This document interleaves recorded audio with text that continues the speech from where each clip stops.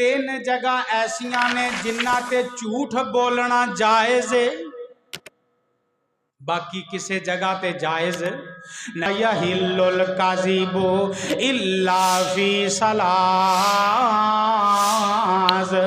झूठ बोलना जायज़ नहीं इल्ला फी सलास मगर तीन जगह ते। हद्दिसुर रजुलुर इम्राता, पहला ओ बंदा जेड़ा अपनी बीवी नू झूठ बोल सकदा है। फरमाया घर टुटे ना, घर खराब ना होए, अपनी बीवी नू भी झूठ बोल सकते हो किसी काम अगे ताकि वह खुश हो जाए। मेरे नबी ने इजाजत दी है। सहीहुल अलबानी और जामे तिरमिज़ी शरीफ की हदीस है। दूसरे नंबर ते वल काज़िबु फिल हरबी, इंसान जंग के मौके ते झूठ बोल सकता है काफरां नू धोखा देने वास्ते।